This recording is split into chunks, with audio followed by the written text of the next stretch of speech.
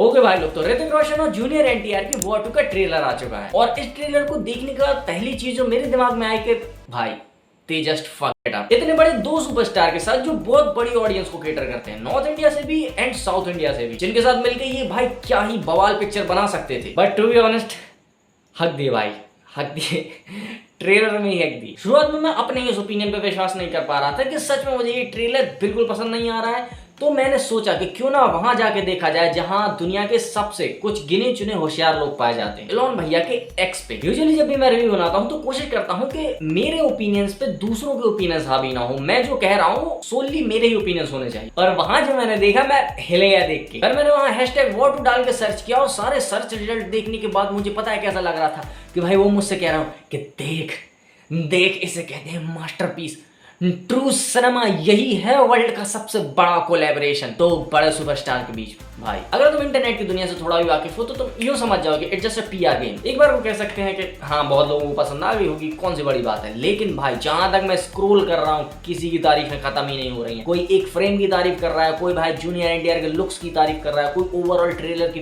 Feel की तारीफ कर रहा है, और यहाँ तक कि कुछ लोग वीएफएक्स की तारीफ कर रहे हैं।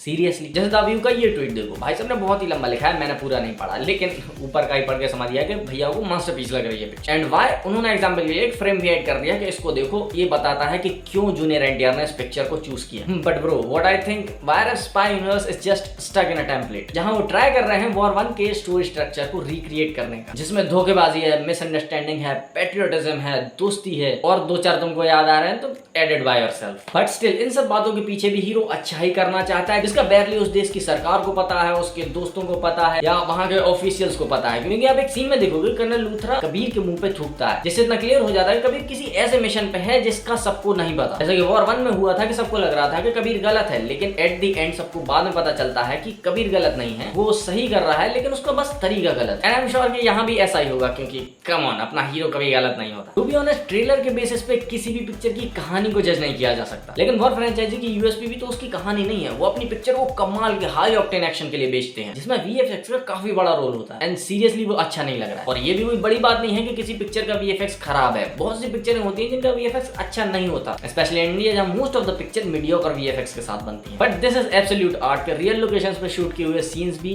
पेड वीएफएक्स की तरह लगते हैं। And you know the artist, war 2 ने ये आर्ट बना के दिखाया है, और ऐसा तो खैर हुआ नहीं होगा कि उन्होंने रियल लोकेशंस पे जाके कुछ भी शूट ना किया हो। उसके बावजूद भी मोस्ट ऑफ द टाइम चीजें आर्टिफिशियल सी फील होती हैं, और जितना मैं ऑब्जर्व कर पाया हूं they just really fucked up in the light. Maybe I am not the right person to say that, but आप खुद ही देख लो, आप यही एक फ्रेम देख लो जिसमें आजू बाजू पानी है, पीछे सिटी है, एक अच्छा खासा सनी डे है, बट स्टिल ये फ्लैट फील होता है, जिसको हो सकता है कि आप ऐसा पॉइंट आउट करके ना कह पाओ कि इसमें ये कमी लग रही है, लेकिन आपका दिमाग बहुत होशियार है, वो सबकॉन्शियसली ये समझ जाता है कि इसमें कहीं तो कुछ कमी है, ये रियल नहीं लग रहा है। उसी तरह आप इस फ्रेम में देखोगे तो अच्छे खासे सनी डे पर भी आपको एनटीआर की परछाई ब्लर दिखेगी, जो एक्चुअली आप धूप में निकलोगे तो आपको कभी आपके कंधे पर ऐसी ब्लर परछाई देखने को नहीं मिलेगी। अब उसके बाद आप ये वाला फ्रेम देखो जिसमें रेसिंग ट्रैक पे जूनियर एनटीआर अपनी बोट लेकर जा रहे हैं, मे बी उनके पास एक कन्वर्टेबल बोट होगी जो ट्रैक पर भी चल सकती हो। और इस फ्रेम को गौर से देखो कितना प्लेन लगता है, इसमें कोई डेप्थ नहीं है, कोई जान नहीं है, एक टेक्सचर नाम की चीज होती है जिसका दूर दूर तक इस पिक्चर से कोई वास्ता नहीं दिखता है। दैट्स व्हाई चीजें इतनी लाइफलेस फील होती है। ठीक है चलिए इसमें से वीएफएक्स और लाइटिंग को साइड में रख देते हैं, तो एक एक्शन पिक्चर में क्या बात करने के लिए बचता है, उसका एक्शन, जो भाई कूल लग रहा है, लेकिन एक वो फील होती है ना कि हाँ भाई एक्शन देख के मजा आ गया, ये होता है एक्शन,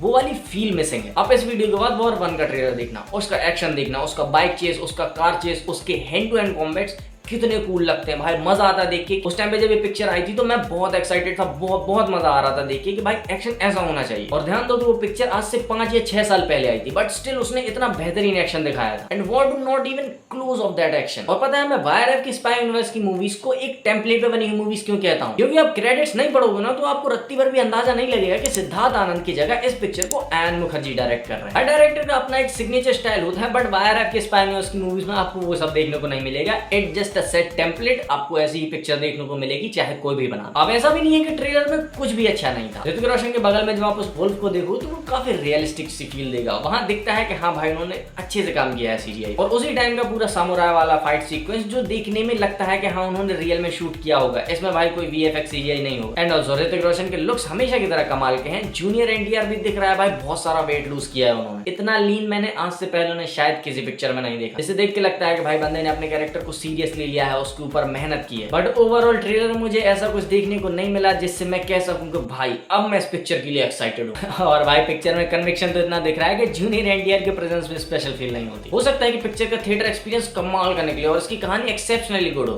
तब मेरा ओपिनियन बदल सकता है, लेकिन अभी तो यही कहा जा सकता है कि ट्रेलर अच्छा नहीं था। खैर तुम्हें ये ट्रेलर कैसा लगा कमेंट्स में जरूर बताना और वीडियो को लाइक जरूर करना। और एक नया फीचर आया है हाई पॉइंट्स देने का, तो तुम मुझे हाई पॉइंट्स देना बिल्कुल मत भूलना। चैनल को सब्सक्राइब कर लो, मैं मिलता हूँ तुमसे अगले वीडियो में, तब तक के लिए।